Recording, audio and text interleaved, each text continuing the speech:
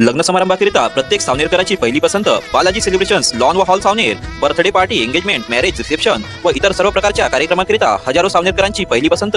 Lawn area, dining area, parking area, special rooms, kitchen, catering, parking guard, stage area, exciting decoration and beautification and more. तर आजच book करा Shri Balaji celebrations hall व lawn Saoner. Like, comment, share व चॅनलला subscribe करा।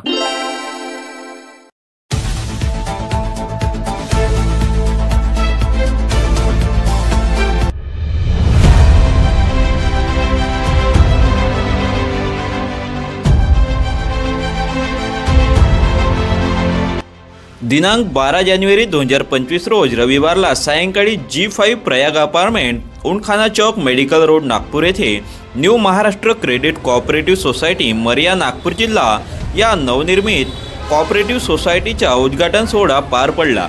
सामाजिक नवनिर्माणाचे लक्ष्य ठेवत 20 वर्षाच्या वित्तीय क्षेत्रातील दांडग्या अनुभवातून या क्रेडिट कोऑपरेटिव्ह सोसायटीची स्थापना करण्यात आली असल्याचे संस्थेचे संस्थापक अध्यक्ष सरजू डोंगरे व उपाध्यक्ष संजय दहाट यांनी उपस्थितांशी संवाद करताना सांगितले।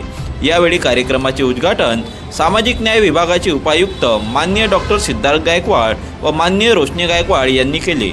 यावेळी त्यांनी उपस्थितांना सामाजिक सक्षमीकरणाकरिता युवा पिढीने पुढे येऊन शैक्षणिक व नोकरी क्षेत्रासोबतच आर्थिक व उद्योजकता क्षेत्राकडे लक्ष द्यावे। सध्या काळात रोजगाराची समस्या मोठ्या प्रमाणात वाढत असून सरकारी नोकरी निघेल यावर निर्भर राहू नये। आपण आता वित्त व व्यवसाय क्षेत्रात आपले स्थान निर्माण करून सामाजिक व राजकीय समानतेसोबतच आर्थिक समानता आणावी असे प्रतिपादन सिद्धार्थ गायकवाड यांनी उपस्थित नागरिकांना केले। यावेळी मुख्य अतिथी म्हणून अनाथपिंडिक परिवार महिला क्रेडिट कोऑपरेटिव्ह सहकारी संस्था मरिया नागपूरचे संस्थापक अध्यक्ष माननीय PS खोब्रागळे, कार्यक्रमाचे अध्यक्ष न्यू महाराष्ट्र क्रेडिट कोऑपरेटिव्ह सोसायटीचे नागपूर जिल्हा संस्थापक अध्यक्ष माननीय सूरज डोंगरे, संस्थेचे उपाध्यक्ष माननीय संजय दहाट यांनी उपस्थितांना संबोधित केले। विश्व शांती दूत तथागत गौतम बुद्ध ज्यांनी 2,500 वर्षापूर्वी एक मंत्र दिला होता की अष्टदीप भव। तो मंत्र ज्यांनी आत्मसात केला ते जगाच्या इतिहासामध्ये श्रेष्ठ ठरले आणि म्हणून अशा महान जगातील वैज्ञानिकाला सर्वप्रथम माझं अभिवादन। स्वराज्याचे संस्थापक छत्रपती शाहू महाराज, राष्ट्रमाता राजमाता जिजाऊ यांची आज संपूर्ण राज्यभर जयंती साजरी होते। अशा जयंतीच्या शुभेच्छा देतो। ज्यांनी हजारो वर्षाच्या गुलामगिरीतून या बहुजन समाजाला शिक्षणाच्या माध्यमातून तुम्ही तुमचा विकास करू शकता आणि शिक्षण घेतल्याशिवाय तुमचा प्रगतीचा मार्ग पुढे जाऊ शकत नाही असे सांगणारे महात्मा ज्योतिबा फुले, सावित्रीबाई फुले, आरक्षणाचे जनक छत्रपती शाहू महाराज आणि ज्यांनी या देशामध्ये राष्ट्राची निर्मिती झाली पाहिजे आणि ती राष्ट्राची निर्मिती जर व्हायची असेल तर समता, स्वातंत्र्य, न्याय, बंधुता या आधारावर समाजाची संरचना झाली पाहिजे आणि संविधानाच्या माध्यमातून ज्यांनी संपूर्ण देशाला एकत्रित करण्याचा प्रयत्न केला असे महामानव परमपूज्य डॉक्टर बाबासाहेब आंबेडकर यांना अभिवादन करतो। आजच्या न्यू महाराष्ट्र क्रेडिट कोऑपरेटिव्ह सोसायटीच्या उद्घाटनाप्रसंगी या ठिकाणी प्रामुख्याने उपस्थित आमचे आदरणीय मार्गदर्शक आदरणीय PS खोब्रागळे सर, त्या संस्थेचे सन्माननीय अध्यक्ष डोंगरेजी, ज्यांच्या 20 वर्षाच्या अथक प्रयत्नातून ही पतसंस्था आता मार्गक्रमण करणार आहे असे आमचे 25 वर्षापूर्वीचे मित्र सहकारी सन्माननीय संजयजी दहाट या ठिकाणी उपस्थित सन्माननीय नवलेजी, आकेजी, गजबेजी आणि समस्त संचालक मंडळ आणि उपस्थित सर्व बंधू आणि भगिनींनो, बाबासाहेबांनी जर कुठल्या विषयामध्ये सर्वात जास्त शिक्षण घेतलं असेल तर ते म्हणजे अर्थशास्त्र. म्हणजे कोलंबियामधून बाबासाहेबांनी MA PhD, London school of economics मधून अर्थशास्त्राची DSc म्हणजे त्यावेळेला दक्षिण आशियामध्ये जेवढे देश येतात त्यापैकी DSc डिग्री घेणारे परमपूज्य डॉक्टर बाबासाहेब आंबेडकर एकमेव व्यक्तिमत्व होते. आपल्याला माहित असेल की 1 एप्रिल 1935ला भारतामध्ये रिझर्व्ह बँकेची स्थापना झाली. त्यासाठी या देशामध्ये हिल्टन यंग कमिशन या भारतातील अर्थशास्त्राचा अभ्यास करण्यासाठी आलेलं होतं. आणि मग त्यांनी बाबासाहेबांच्या मुलाखती आणि या देशामध्ये एक सेंट्रल बँक असली पाहिजे, हे सर्व बँकेचं नेतृत्व करेल आणि ती संकल्पना या देशामध्ये मांडली आणि भारतामध्ये 1 एप्रिल 1935ला एक सेंट्रल बँकेची निर्मिती झाली. तिला आपण रिझर्व्ह बँक ऑफ इंडिया. अशा पद्धतीने आपल्याला माहित असेल की अर्थशास्त्र आज डॉक्टर बाबासाहेब आंबेडकरांच्या अर्थशास्त्रामध्ये कोलंबिया विद्यापीठामध्ये एक विद्यासन आहे, लंडन स्कूल ऑफ इकॉनॉमिक्समध्ये एक विद्यासन आहे. त्या ठिकाणी मला कोलंबियाला जाण्याची संधी नाही मिळाली, पण लंडनला मी जाऊन आलो. त्यामुळे बाबासाहेबांचा पुतळा त्या लंडन स्कूल ऑफ इकॉनॉमिक्समध्ये आहे, जे म्हणजे मॅक्झिमम 200-300 वर्षाची परंपरा त्या देशाला लाभली आहे. कोलंबिया असो 400 वर्षामध्ये आणि लंडन स्कूल ऑफ इकॉनॉमिक्स असो, त्या ठिकाणी बाबासाहेबांविषयी जे वाक्य लिहिलेलं आहे की हजारो लोकांचे ते प्रेरणास्थान आहे. हे सिम्बॉल ऑफ नॉलेज, आणि या सिम्बॉल ऑफ नॉलेजनी जगातील त्या काळामध्ये विचार करा की जिथे या देशामध्ये असताना शिक्षण घेण्याचा अधिकार नव्हता, या देशामध्ये असताना पाणी पिण्याचा सुद्धा अधिकार नव्हता, शाळेमध्ये बसण्याचा अधिकार नव्हता. अशा परिस्थितीमध्ये जगातील नामवंत विद्यापीठामधून डॉक्टर बाबासाहेब आंबेडकरांनी इतक्या मोठ्या मोठ्या इतरही डिग्र्या घेतल्या, परंतु अर्थशास्त्रातल्या इतक्या मोठ्या सर्वात जास्त त्यांच्या शिक्षण याच्यामध्ये डिग्र्या घेतलेल्या आहेत. अशा या बाबासाहेबांचं अर्थशास्त्र या देशातील बाबासाहेबाला मानणारा वर्ग जो होता त्या वर्गाने उचलून धरलं असतं तर कदाचित त्या देशाची आर्थिक स्थिती फार वेगळी असते. आज देशामध्ये बाबासाहेबाला जे अपेक्षित होतं की या देशामध्ये जी पार्लमेंटरी डेमोक्रेसी या देशामध्ये बळजबरीने स्वीकारावी लागली, आणि बाबासाहेबाला माहीत होतं की पार्लमेंटरी डेमोक्रेसी ही भांडवलशाहीकडे घेऊन जाते. ते बाबासाहेबांनी 25 नोव्हेंबर 1949च्या जे भाषण झालं त्याच्यामध्ये सांगितलं की पार्लमेंटरी डेमोक्रेसी जी आता भारतामध्ये संसदीय लोकशाही आहे ती भांडवलशाहीकडे घेऊन जाते. बाबासाहेबाला सामाजिक लोकशाही पाहिजे. सामाजिक लोकशाही यासाठी पाहिजे होती की जे देशाचं चित्र आता जे आहे की पार्लमेंटरी डेमोक्रेसी भांडवलशाहीकडे या देशाला घेऊन जात. भांडवलशाहीचा अर्थ असा की या देशामध्ये उद्योगपतीचं राज्य असणार, उद्योगपतीच्या हातामध्ये सत्तेचे केंद्र असणार आणि ते या देशातील लोकांचं शोषण करणार. ही परिस्थिती सुरू झाली.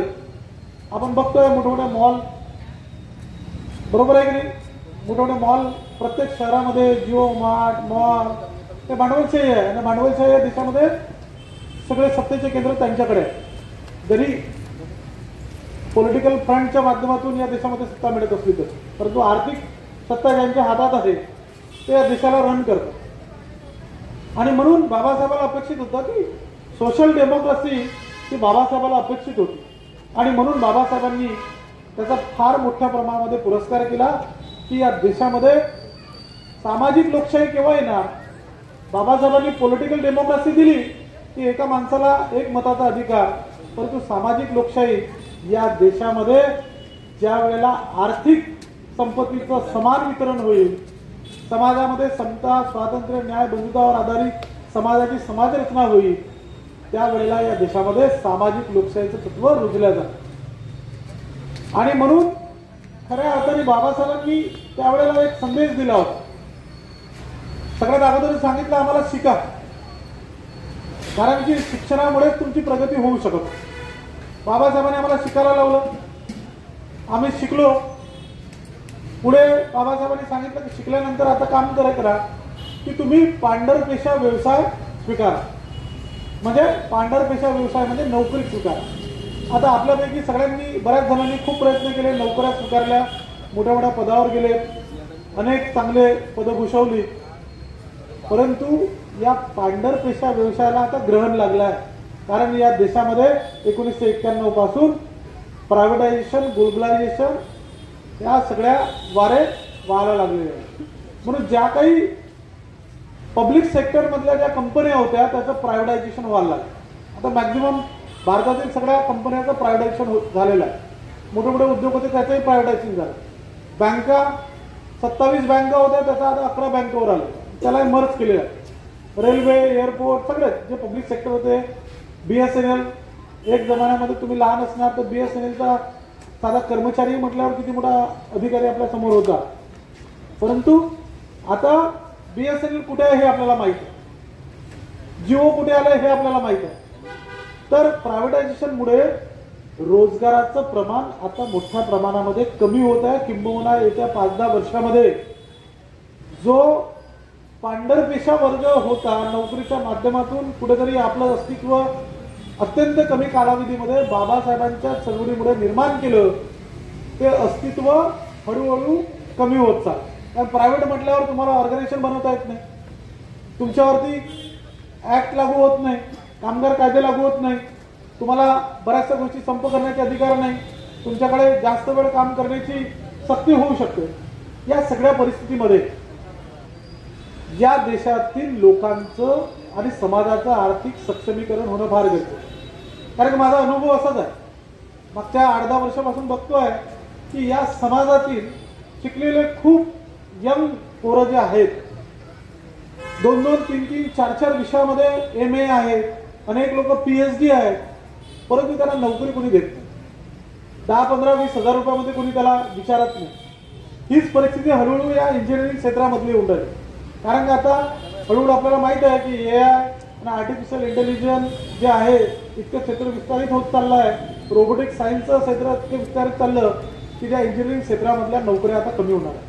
मग अशा वेळेला पुन्हा बाबासाहेबांचा जो विचार आहे की आर्थिकदृष्ट्या तुम्ही सक्षम झालं पाहिजे. आता आमच्याकडे पण सामाजिक न्याय विभागात अनेक महात्मा फुले महामंडळ, अण्णाभाऊ साठे महामंडळ, सगळ्या समाजासाठी वेगळे महामंडळ आहे. परंतु पूर्वीला काही संकल्पना होती, महात्मा फुले महामंडळामधून लोन घ्यायचं आणि परत करायचं नाही. सगळ्या समाजासाठी निर्माण झालेल्या सगळ्या बँका डुबून गेल्या, आता काय राहिलेलं नाही. आता ही धारणा जर आमच्या समाजाची असेल तर मग अशा पतसंस्था कशा टिकतील?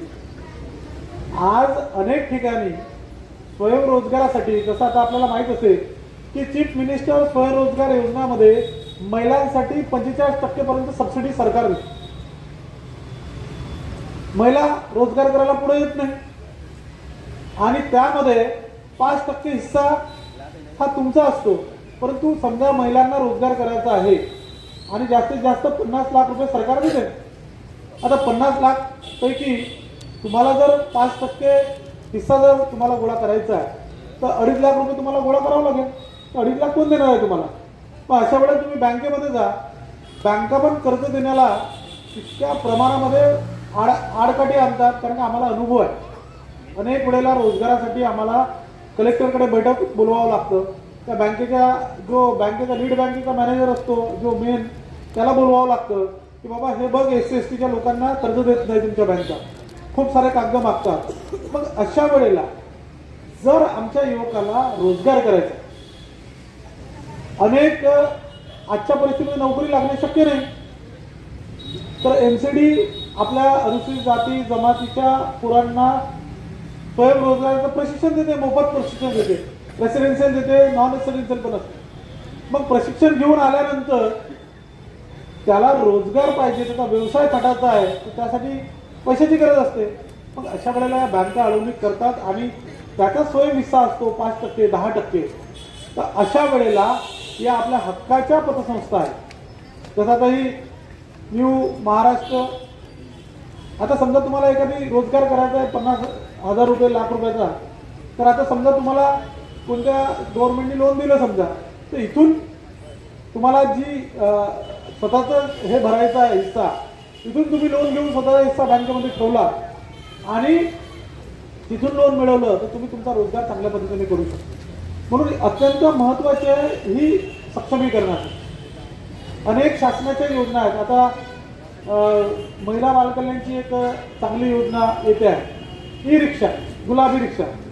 आता तिथे 12,500 रुपये भरायचे आहेत आणि 3.5 लाखाचा तुम्हाला रिक्षा मोफत मिळणार आहे. आता 12,500 भरायचे आहे, एक गरीब महिला आहे, ती कुठून आणणार पैसे 12,500? तिच्याकडे नाही. मग अशा वेळेला ही पतसंस्था अत्यंत महत्त्वाचं काम करणार. समाज कल्याणमध्ये मिनी ट्रॅक्टरची एक योजना आहे. 3.5 लाखाचं मिनी ट्रॅक्टर आहे, 10% हिस्सा तुम्हाला भरायचा आहे. 35,000 भरायचे ते कुठून आणणार? बचत गट.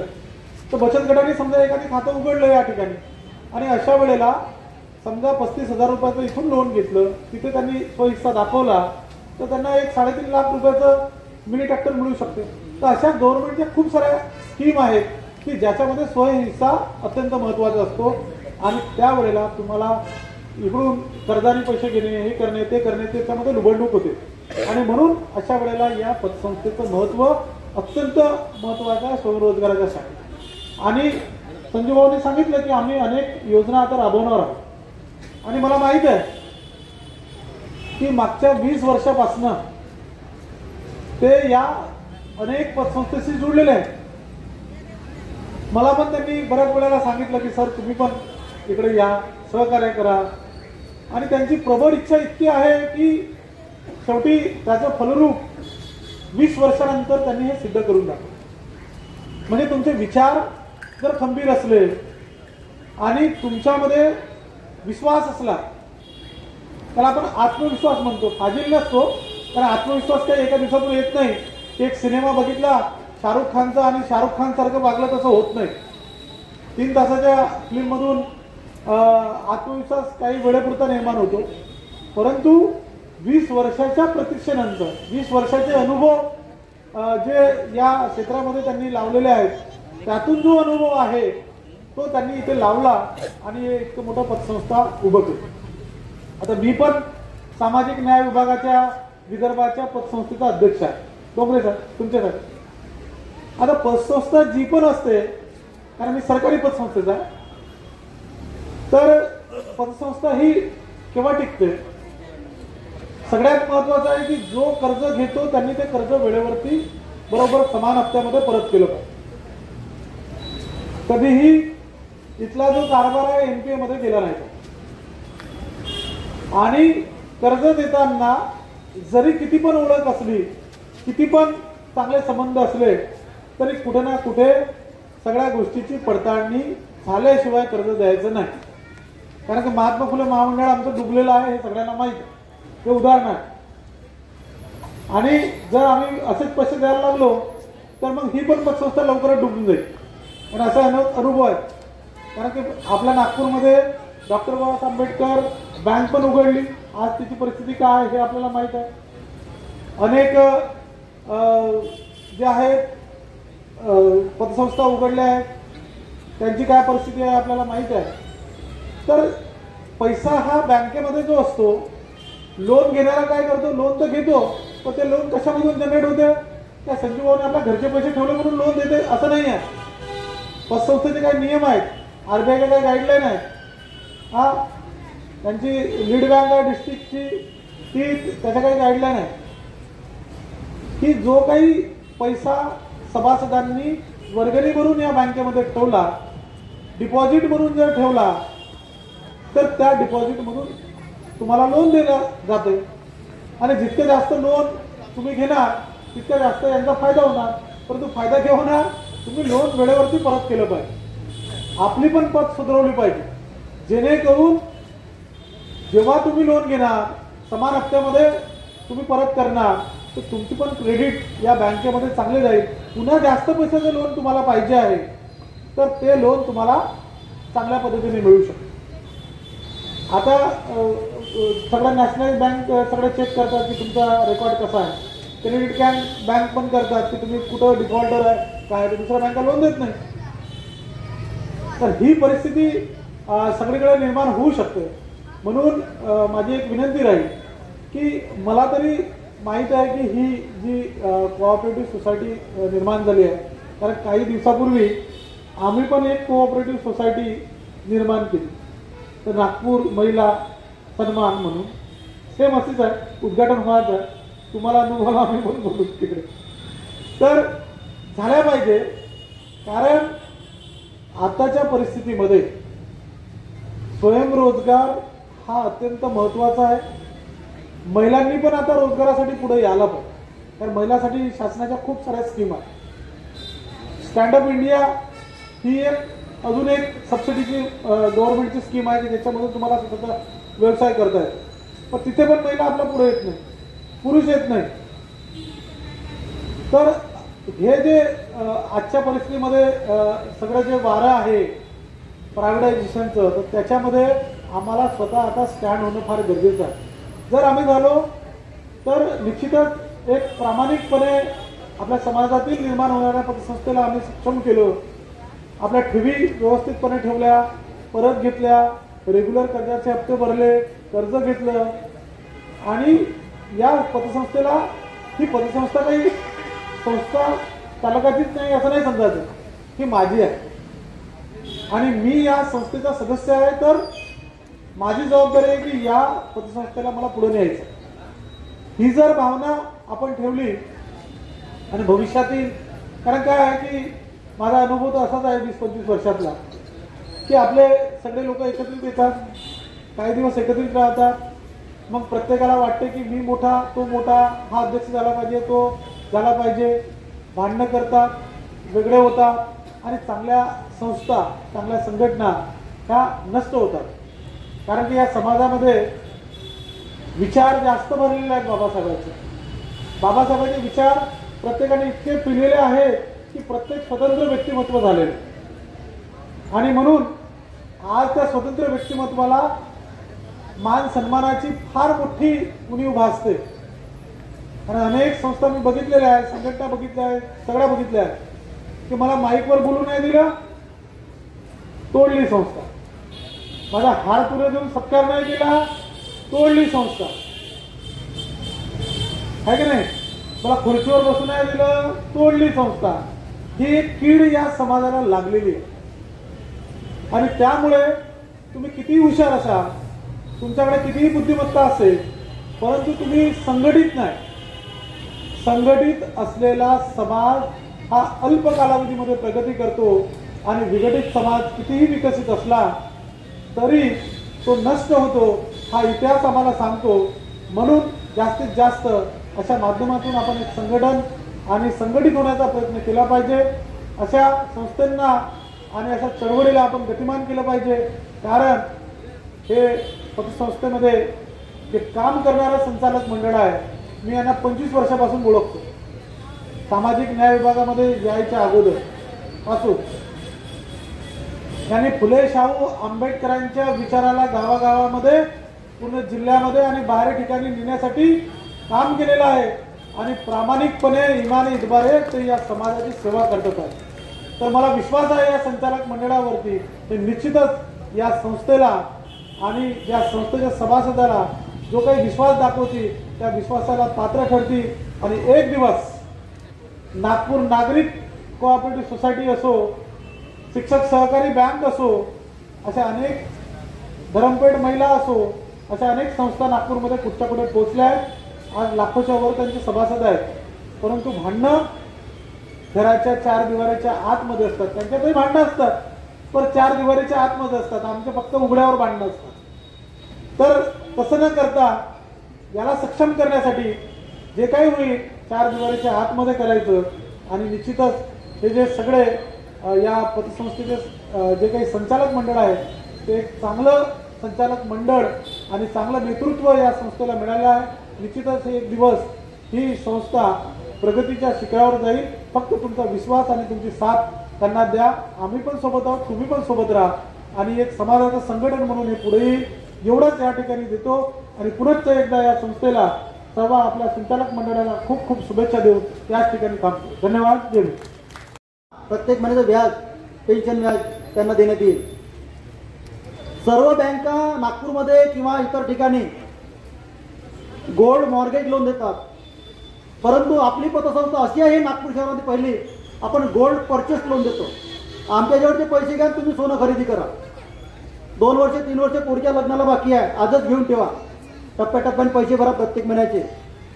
प्रत्येक प्रकारचं व्हेकल, ते 2 व्हीलर असो, 3 व्हीलर असो, 4 व्हीलर असो, ट्रॅक्टर असो, या सर्व वाहनावरती सुद्धा आपण योजना राबवणार आहोत कर्जाच्या. घर बांधणीकरता, प्लॉट खरेदी करण्याकरता ह्या सुद्धा आपल्या योजना आहेत. आता मला खूप चांगला अनुभव आहे यामधला. लोकांची मानसिकता ही चांगली असायला पाहिजे, तो निश्चितच यश गाठेल. नाहीतर आपलं व्हिजन क्लिअर नसलं, आपलं टार्गेट क्लिअर नसलं तर आपण त्यामध्ये अयशस्वी होतो. म्हणून सर्वांनी या पतसंस्थेमध्ये 100% विश्वासानं माझ्या 20 वर्षाच्या अनुभवाकडे बघून आपण निश्चितपणे व्यवहार करावा. आपली ठेव या ठिकाणी ठेवावी. आज उद्घाटनाच्या आधीच आमचे हनुमान नगरचे मित्र सन्माननीय भीमराव गायकवाड साहेब हे आज पहिले सभासद बनले आणि त्यांनी 1 लाखाचं FD सुद्धा देण्यास जाहीर केलं.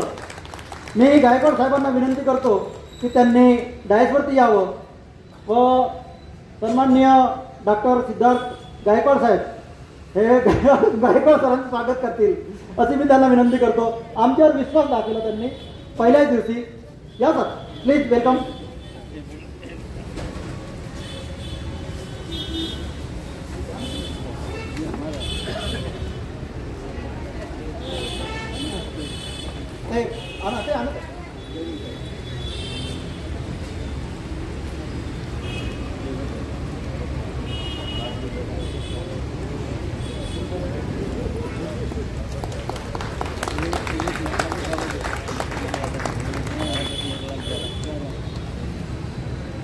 त्याचप्रमाणे माझे मोठे भाऊ चक्रधर बागळे हे सुद्धा आज इथे सभासद बनलेले आहेत. मी चक्रधर भाऊला विनंती करतो की त्यांनी स्टेजवर यावं व त्यांचं स्वागत आपल्या पतसंस्थेचे अध्यक्ष सन्मान्य डोंगरे साहेब करतील अशी मी त्यांना विनंती करतो.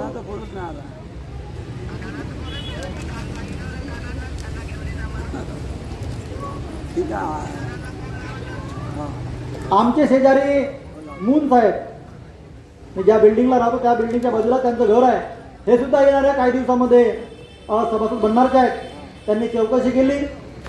मी त्यांना सुद्धा विनंती करतो की त्यांनी स्टेजवर यावं व रोशनी गायकवाड मॅडम त्यांचं स्वागत करतील.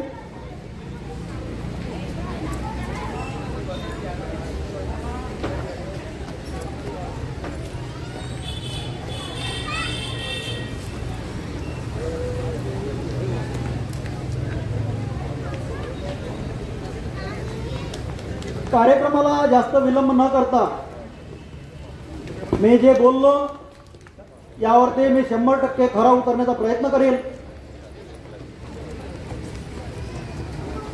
आपण आम्हाला सहकार्य करावं, निसंकोचपणे सहकार्य करावं, व्यवहार करावा एवढी या प्रसंगी अपेक्षा करतो. व ज्यांनी ज्यांनी या कार्यक्रमाला प्रत्यक्ष अप्रत्यक्षरित्या सहकार्य केलं मी त्यांचं सर्वांचं शब्द सुमनाने स्वागत करतो. आपली रजा घेतो. धन्यवाद. जय हिंद. ज्या महामानवांनी आपल्याला एवढं सगळं वैभव दिलं आहे असा तो युगपुरुष बोधिसत्व परमपूज्य डॉक्टर बाबासाहेब आंबेडकर यांना माझं नमन. या डायसवर बोलण्या इतका मला मान मिळाला, स्वातंत्र्य मिळालं आणि हे बाळकडू मला ज्या महापुरुषांनी दिलं असे ते दाम्पत्य सावित्रीबाई फुले आणि ज्योतिबा फुले यांना देखील माझं वंदन. आज माता जिजाऊची जयंती, जिने स्वराज्य निर्माता निर्माण केला असे जिजामाता आणि स्वराज्य निर्माते छत्रपती शिवाजी महाराज यांना माझा मानाचा मुजरा.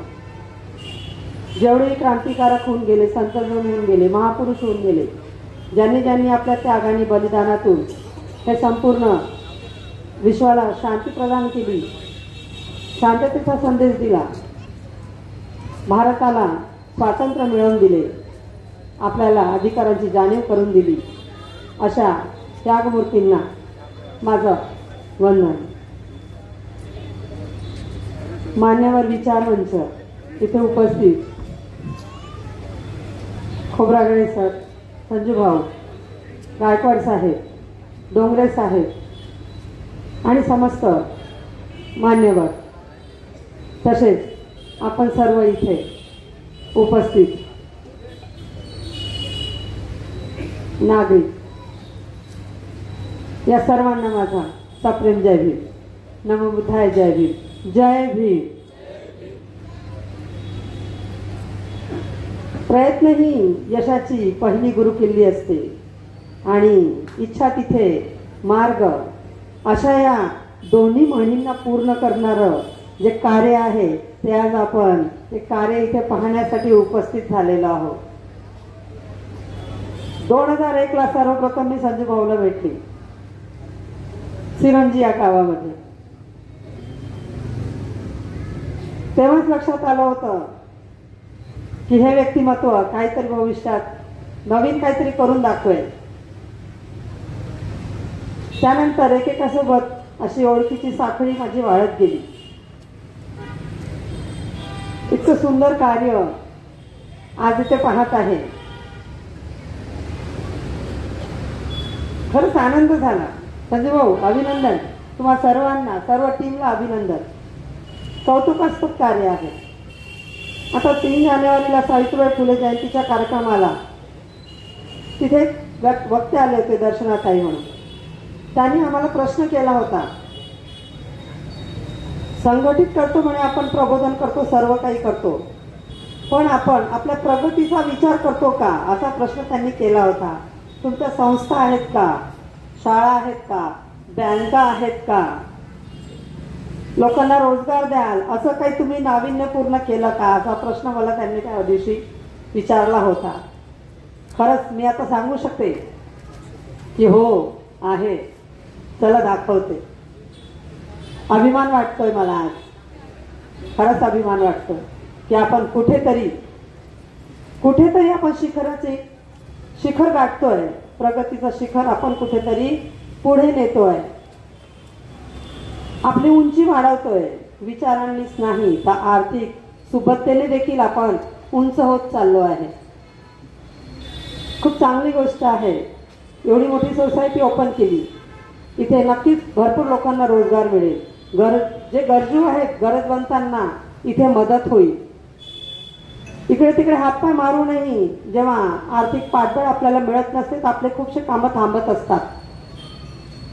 पण एवढ्या सुंदर कोऑपरेटिव्ह सोसायटी यांनी जे स्थापन केलेली आहे तर नक्कीच प्रत्येकाला मदत होईल. आणि यांनी जर मदत नाही केली तर माझ्याकडे यायचं.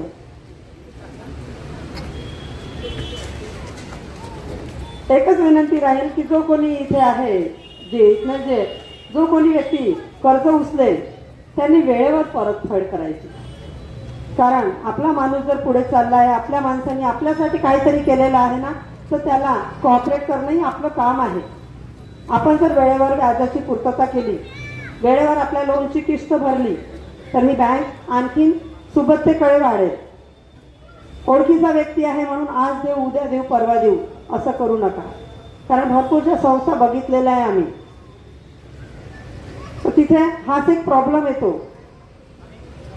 आणि ती कोऑपरेटिव्ह जी सोसायटी असते ती पाहिजे तशी प्रगती करत नाही. मग आपणच आपल्या लोकांकडनं कर्ज उचलायचं, आपण व्याज द्यायचं नाही, मग त्यांनी दुसऱ्यांना इतरांना कसं काय लोन द्यायचं. मग सर्वांची प्रगती होऊ द्या, सर्वांना समृद्ध होऊ द्या, यांचे हात आणखी बळकट करा. इकडून तिकडून लोन उचलण्यापेक्षा जास्तीत जास्त कर्ज तुम्ही या सोसायटीकडनं उचला अशी विनंती करते.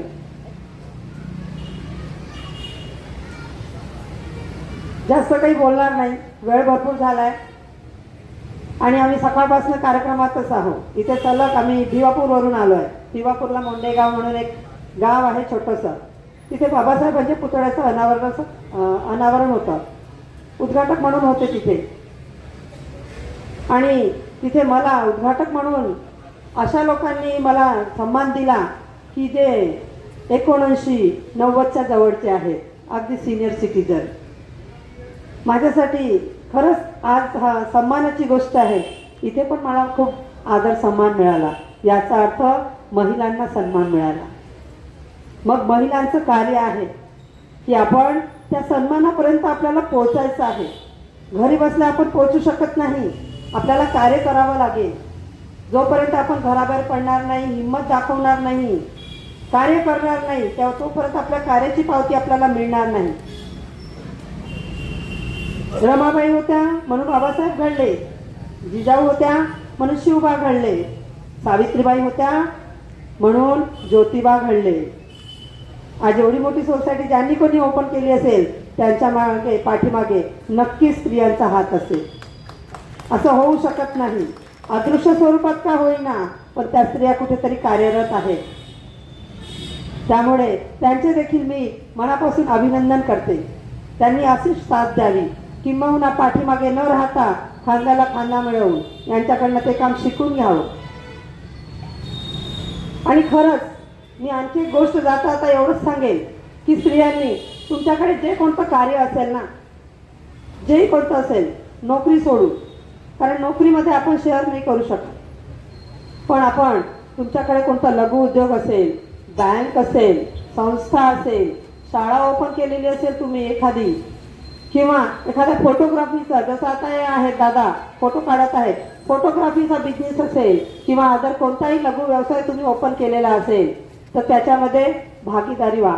भागीदार म्हणजे ते कार्य शिकून घ्या, नेमकं कसं करायचं, कारण मागे पुढे भविष्यात आपल्याला याची फार जास्त गरज पडते. माझी मैत्रीण आहे संध्या म्हणून, फोटोग्राफीचा खूप सुंदर बिझनेस होता त्यांचा. कोरोनामध्ये त्यांच्यासोबत एक इन्सिडेंट झाला, त्या एकट्या पडल्या, पण बरं झालं त्यांनी ते काम शिकून घेतलं होतं. आज त्या फोटोग्राफीचा बिझनेस चालवतात. म्हणून म्हणण्याचं तात्पर्य आहे की त्यांच्या सोबत राहूनही त्यांच्या नंतरही आपल्याला ते काम करता आलं पाहिजे.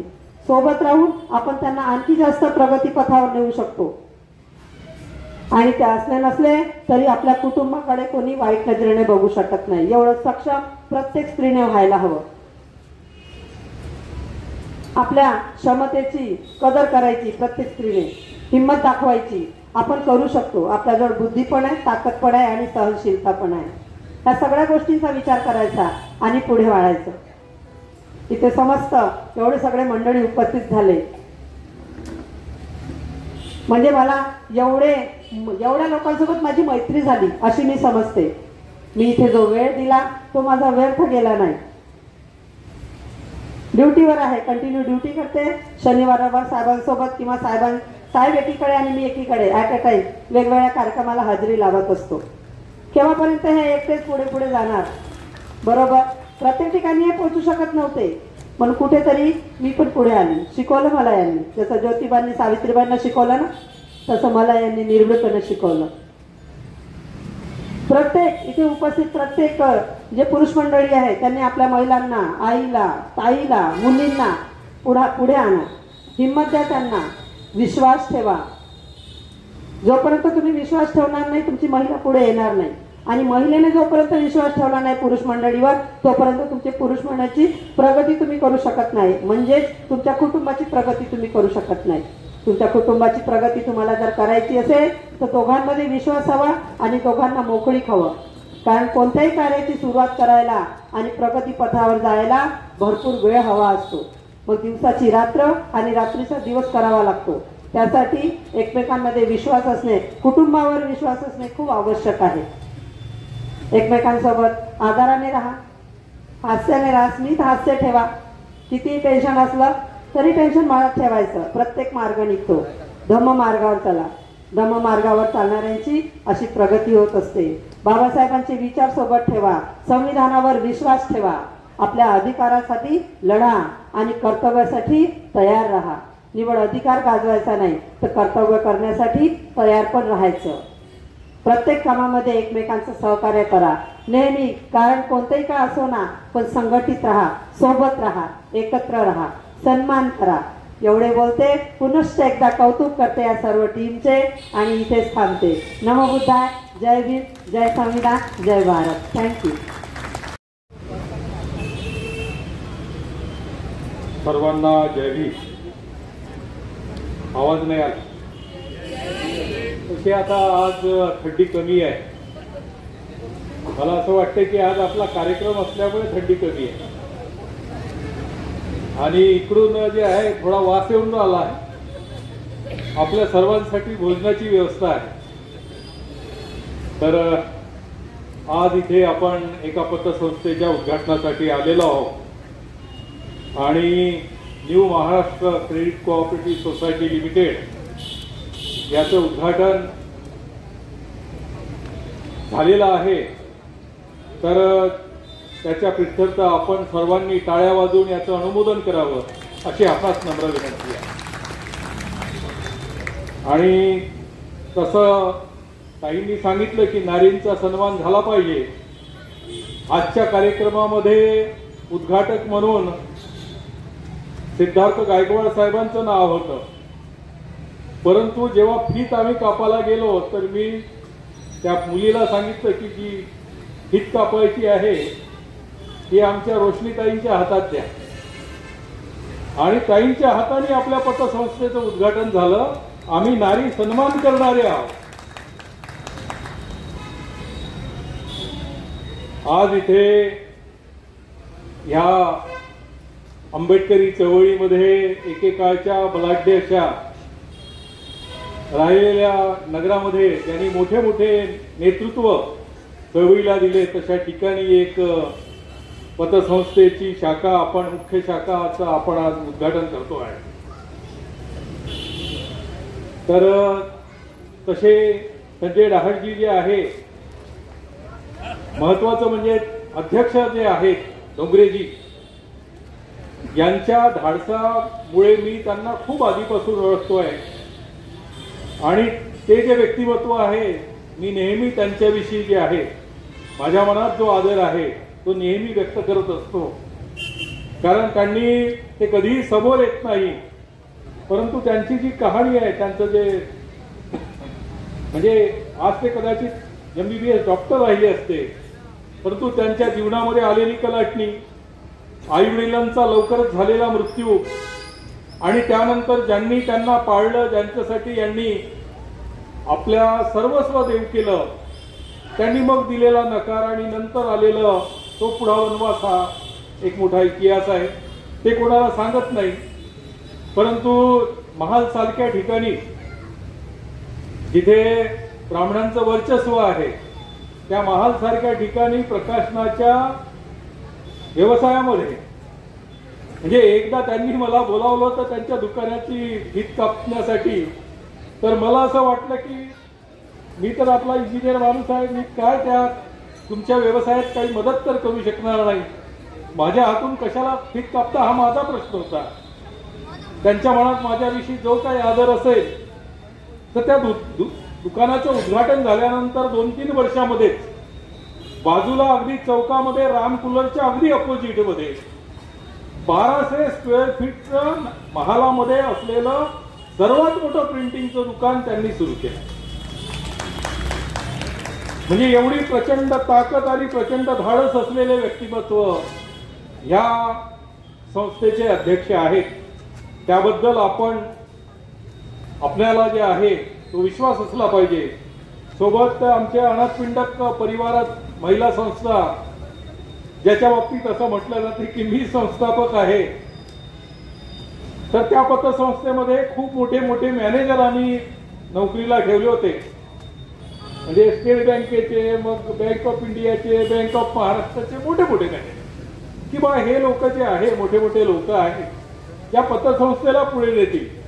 परंतु नंतर असं लक्षात आलं की पतसंस्था आणि बँक याचा व्यवहारामध्ये थोडा फरक आहे. बँकेचा माणूस एकदा लागला, जसा सरकारी माणूस एकदा लागला की त्याला मग काही होत नाही, तसंच बँकेचा माणूस लागला की तो कर्ज देवो की नाही देवो त्याला काही फरक नाही पडत. परंतु पतसंस्थेत मात्र कर्ज दिल्यानंतर दुसऱ्या दिवसापासून कर्ज घेणारा माणूस तर सांगतो की राजा हरिश्चंद्र जो होता ना त्याची आता एकमेव औलाद म्हणजे मी आता आहोबा या पृथ्वीवर, माझ्यासारखा प्रामाणिक माणूस दुसरा कोणी नाही. खूप मोठ्या मोठ्या कहाण्या सांगतो, 1-2 हप्ते सुद्धा बरोबर रेग्युलर भरतो. 3-4 हप्त्यानंतर मग कळते की याच्या मनामध्ये काय आहे. परंतु असो, ते आमच्यामध्ये असलेलं वैदुन्य आहे, परंतु ते आम्हाला स्वीकारावं लागेल आणि त्याच्यातून पुढे जावं लागेल. माझा मित्र असं म्हणाला होता की हा सिंधी माणूस आहे, त्याचं किराणा दुकान आहे, तो किराणा दुकान सकाळी 7 वाजता चालू करतो आणि आमचा जो माणूस आहे ज्याला थोडासा धक्का मारला, कसं तरी आपल्या साहेबांचं भाषण ऐकलं, ताईंचं भाषण ऐकलं आणि तो प्रेरित झाला आणि एक त्यांनी किराणा दुकान चालू केलं. इथे तर खूप नफा आहे आणि किराणा दुकान चालू केलं आणि लक्षात असं आलं की त्यांनी दुकान उघडलं जे आहे त्या उघडण्याची वेळ ठेवली आहे दुपारी 1 वाजता. का बरं एवढ्या उशिरा? नाही, झोपूनच पोरगा 12 वाजता उठते. तर हे जे काही आहे आम्हाला आता पर्याय राहिलेला नाही. तुम्हाला पटो की नाही पटो, तुमची इच्छा असो की नसो, तुम्हाला चांगलं वाटो की नाही वाटो, तुम्हाला स्वयंरोजगार करण्याशिवाय दुसरा कोणताही पर्याय नाही. नाहीतर मग 5,000ची 10,000ची नोकरी ज्यांनी PhD केलेली आहे त्याला सुद्धा मिळणं आताच्या काळात कठीण झालेलं आहे आणि मिळाली नंतर किती दिवसामध्ये त्याला हाकलल्या जाईल याची काही गॅरंटी नाही आहे. स्वयंरोजगारामध्ये पुढे जावं लागेल. बरेच लोक सांगतात ही पतसंस्था असते, अशी झाली ती तशी झाली ती तशी झाली. पण मी तुम्हाला तुमच्या उंटखान्यातलं उदाहरण सांगतो.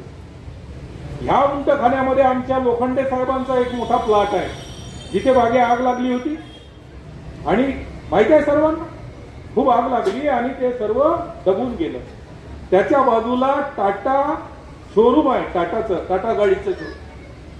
त्या टाटा गाडीचं शोरूम जे आहे ते अजय रामादे नावाच्या एका 35 वर्षाच्या आतल्या पोराने विकत घेतलेलं आहे आणि त्यांनी आतापर्यंत 7 मजले बांधून झालेले आहेत. अजून किती मजले बांधल्या जाईल तर माहित नाही.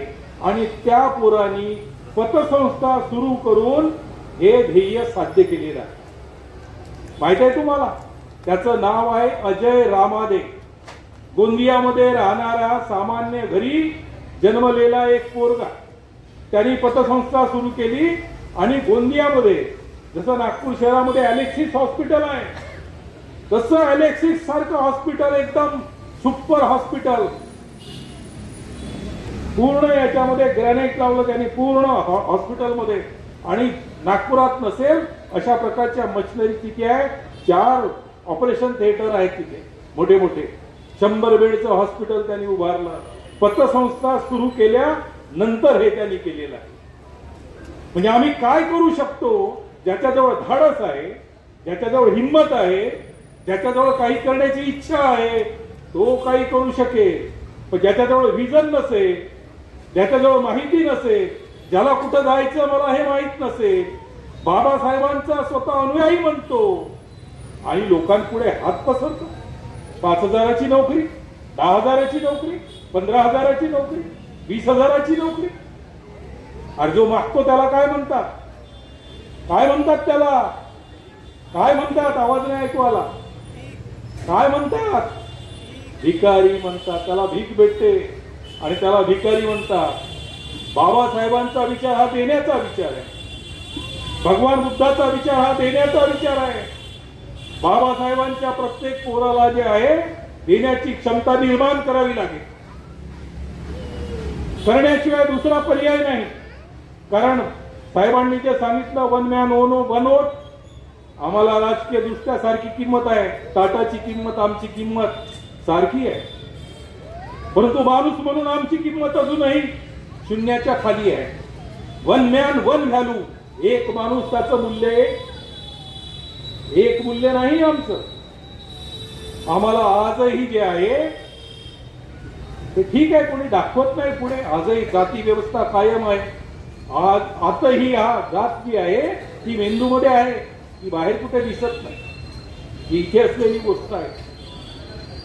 तर आजही आमचं मूल्य जे आहे ते कमी आहे आणि दुसरा कोणी आमच्यासाठी येणार नाही. यदा यदा ही धर्मस्य ग्लानिर्भवती भारत, असं काही होईल काय? असं काही होईल का? कोणीतरी तुमचा उद्धार करण्यासाठी कोणी येणार आहे का? हे भीमा घे पुन्हा जन्म तू, या दिनांसाठी बाबासाहेब पुन्हा येणार आहे का? बाबासाहेब सुद्धा येणार नाही. अत्तदीप भव, आपल्याला आपलाच उद्धार करावा लागेल. ज्याला 10,000चे 5,000चे 20,000चे स्वप्न पडतात, ज्याला दिवसभर झोपत राहायची इच्छा आहे, अशांना झोपू द्या, त्याला मागू द्या भीक. परंतु ज्यांना वाटते की मी काहीतरी केलं पाहिजे, काहीतरी जर करायचं असेल तर छोटा विचार करू नका. तुम्ही बाबासाहेबांचे माणसं आहे, तुम्हाला माहित असेल.